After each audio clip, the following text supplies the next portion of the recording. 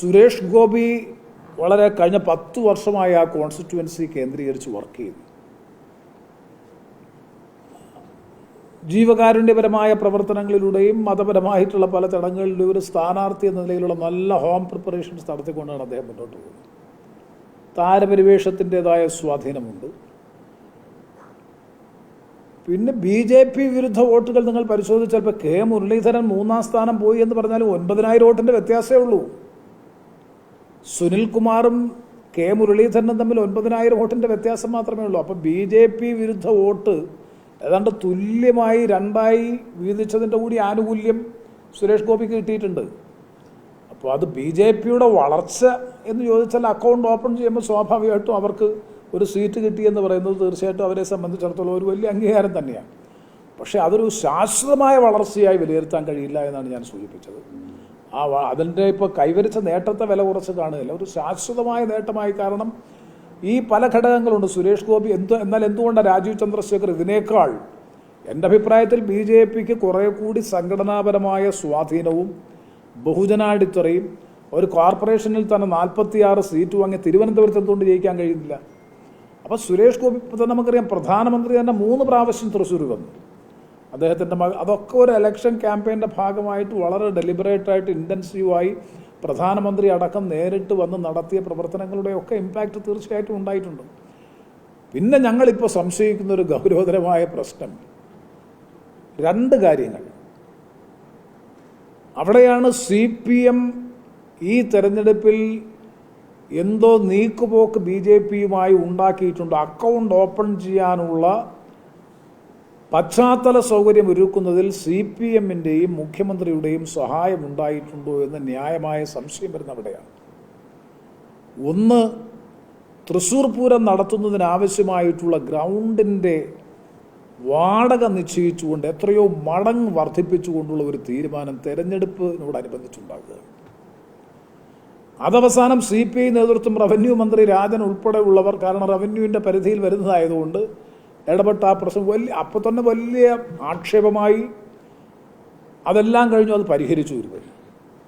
തെരഞ്ഞെടുപ്പിന് കഷ്ടിച്ച് ഒരാഴ്ചയുള്ളപ്പോഴാണ് തൃശ്ശൂർ പൂരത്തെ കലക്കാൻ വേണ്ടി ആഭ്യന്തര വകുപ്പിലെ പോലീസ് സേന ഇടപെടുന്നത്. ആരാ അവിടെ ആദ്യം ഓടിയെത്തിയത്? ഈ പ്രശ്നമുണ്ടായി ആദ്യം അവിടെ ഓടിയെത്തിയത് സുരേഷ് ഗോപിയാണ്. ഇതെങ്ങനെ ഒരു മാനുഫാക്ചേർഡ് ആൻഡ് സ്ട്രക്ചേർഡ് ആയിട്ടുള്ള ഒരു നടപടി, ആസൂത്രിതമായ ഗൂഢാലോചനയല്ല എന്നെങ്ങനെ വിലയിരുത്താൻ കഴിയും? ആർക്കാ മനസ്സിലാകാൻ കഴിയാത്തത്? തെരഞ്ഞെടുപ്പ് അടുത്തിരിക്കുന്ന സമയത്ത് തൃശ്ശൂർ പൂരം നടക്കുന്ന, അവിടുത്തെ തൃശ്ശൂർ ജില്ലയുടെ എന്നല്ല കേരളത്തിൻ്റെ തന്നെ വികാരമെന്ന് വിശേഷിപ്പിക്കാൻ കഴിയുന്ന ആ തൃശ്ശൂർ പൂരം കേരളത്തിൻ്റെ തന്നെ സാംസ്കാരിക പൈതൃകത്തിൻ്റെയും പാരമ്പര്യത്തിൻ്റെയും പ്രതീകമായി അവിടുത്തെ ജനങ്ങൾ ജാതിമത ഭേദം കൂടാതെ ഏറ്റവും ഉത്സാഹത്തോടുകൂടി നടത്തുന്ന ഒരു ആഘോഷം, അതിന് കൊടുക്കുന്ന ഗ്രൗണ്ടിൻ്റെ റെൻ്റ് അല്ലെങ്കിൽ അതിൻ്റെ റേറ്റ് ഈ തരത്തിൽ എക്സീഡ് ചെയ്യുക, വലിയ പ്രതിഷേധം ക്ഷണിച്ചു വരുത്തുക, പ്രകോപനപരമായി ഗവൺമെൻറ്റിൻ്റെ ഭാഗത്തുനിന്ന് പ്രതികരണം ഉണ്ടാകുക, CPIയുടെ ശക്തമായ ഇടപെടലിനെ തുടർന്ന് അത് തൽക്കാലത്തേക്ക് പിൻവലിക്കുക.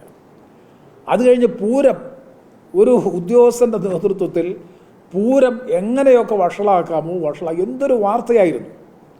ഓടിയെത്തിയതാരാ? സുരേഷ് ഗോപി.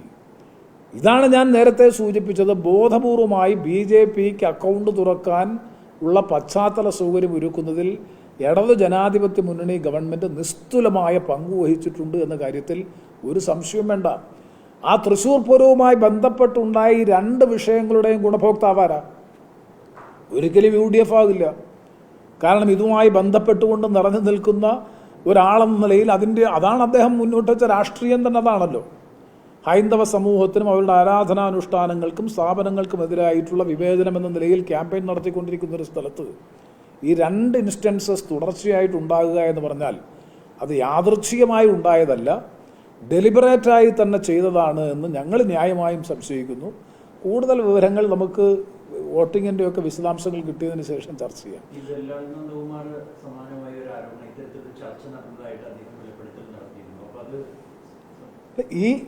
ഈ സമയത്താണ് ചർച്ച. കരുവന്നൂർ ബാങ്ക് തട്ടിപ്പുമായി ബന്ധപ്പെട്ട് ഗുരുതരമായ ആക്ഷേപം തൃശ്ശൂർ ജില്ലയിൽ നിൽക്കുന്നു. AC മൊയ്തീൻ അടക്കം ബാങ്കിൻ്റെ അവിടുത്തെ CPMൻ്റെ സംസ്ഥാന സമിതി അംഗം അടക്കമുള്ള ആൾക്കാർ പ്രതിക്കൂട്ടിൽ നിൽക്കുകയും EDയുടെ അന്വേഷണം തുടർന്നുകൊണ്ടിരിക്കുകയും ചെയ്യുമ്പോഴാണ് ഞാൻ ഈ പറഞ്ഞ തൃശ്ശൂർ പൂരവുമായി ബന്ധപ്പെട്ടത്, അവിടുത്തെ ഗ്രൗണ്ടുമായി ബന്ധപ്പെട്ട വിഷയം. പിന്നെ ഈ തെരഞ്ഞെടുപ്പിന് ഏതാനും ദിവസങ്ങളുള്ളപ്പോഴല്ലേ തൃശ്ശൂർ DC ഓഫീസിൽ വെച്ച് പിണറായി വിജയൻ നേരിട്ട് 2-3 പേരുമായി നടത്തിയ ചർച്ച. ഇതൊക്കെ ആളുകളിൽ സംശയമുണ്ട്. കൂട്ടത്തിലാണ് EP ജയരാജൻ പ്രകാശ് ജാവ്ദേക്കറുമായി തിരുവനന്തപുരത്ത് വെച്ച് പെട്ടെന്ന് ചർച്ച നടത്തുന്നു തെരഞ്ഞെടുപ്പിനോടനുബന്ധിച്ച്. അതിനെ മുഖ്യമന്ത്രി പരോക്ഷമായിട്ട് ന്യായീകരിക്കുന്നു. ഞാനും പ്രകാശ് ജാവ്ദേക്കറുമായി തെരഞ്ഞെടുപ്പ് ഘട്ടത്തിൽ ചർച്ച ചെയ്തിട്ടുണ്ട് എന്ന് സംസ്ഥാനത്തിൻ്റെ മുഖ്യമന്ത്രി ന്യായീകരിക്കുന്നു. ഇതെല്ലാം കൂടി നിങ്ങളൊന്ന് ചേർത്ത് വായിച്ചാൽ എന്നിട്ട് എന്താ പറഞ്ഞത്? ശ്രീ EP ജയരാജൻ LDFൻ്റെ ഏകോപന സമിതി കൺവീനർ പറഞ്ഞത് എന്താണ്?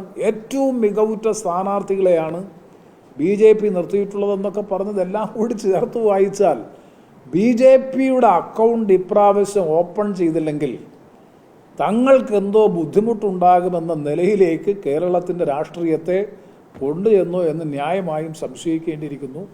അങ്ങനെയാണ് പിന്നാമ്പുറങ്ങളിലൊക്കെ പറഞ്ഞു കേൾക്കുന്നത്. എന്തായാലും അത് മാത്രമല്ല, അതാണല്ലോ സംസ്ഥാനത്തിൻ്റെ മുഖ്യമന്ത്രി ഒരു BJP മത്സരിക്കുന്ന സ്റ്റേറ്റിലും പോയില്ല. എന്തുകൊണ്ട് പോയില്ല? സംസ്ഥാനത്തിൻ്റെ മുഖ്യമന്ത്രി BJPക്കെതിരായിട്ടുള്ള ക്യാമ്പയിനിൽ പങ്കെടുക്കാനേ പോയില്ല. തിരുവനന്തപുരത്ത് പ്രസംഗിച്ചു എന്നുള്ളത് കൊണ്ടോ തൃശ്ശൂർ പ്രസംഗിച്ചതുകൊണ്ടോ ആയോ? അവിടെയൊക്കെ പ്രധാനം LDF UDF ആയിരുന്നല്ലോ സത്യത്തിൽ മത്സരം. ഇപ്പോൾ BJP പ്രധാന ശത്രുവായിട്ടുള്ള ഏത് നിയോജക മണ്ഡലത്തിലാണ് അദ്ദേഹം സംസ്ഥാനത്തിന് പുറത്തു പോയിട്ട് പ്രസംഗിച്ചത്? ഒരു സ്ഥലത്ത് തൊട്ടപ്പുറത്തല്ലേ ഈ അവിടുത്തെ മത്സരിക്കുന്ന CPMൻ്റെ 2 സ്ഥാനാർത്ഥികൾ മത്സരിക്കുന്ന തമിഴ്നാട്, അവിടെ പോലും പോയില്ലല്ലോ. ഈ പ്രകാശ് കാരാട്ടും വൃന്ദ കാരാട്ടും സീതാറാം യെച്ചൂരിയും ഉൾപ്പെടെയുള്ള എല്ലാ നേതാക്കൾ പോളിറ്റ് ബ്യൂറോ അംഗങ്ങൾക്കും പോകാം, ഇദ്ദേഹത്തിന് മാത്രം പോകാൻ കഴിയില്ല എന്ന് പറയുന്നത് തന്നെ ഞാനിപ്പോൾ ഇതെല്ലാം കൂടി ചേർത്ത് വായിക്കുമ്പോൾ BJPയുടെ വളർച്ചയിൽ LDF ഗവൺമെൻറ്റിൻ്റെയും പ്രത്യേകിച്ചും മുഖ്യമന്ത്രിയുടെയും നിസ്തുലമായ പങ്ക് BJPയുടെ അക്കൗണ്ട് ഓപ്പൺ ചെയ്യുന്നതിലുണ്ട് എന്ന് ഞങ്ങൾ ന്യായമായും സംശയിക്കുന്നു.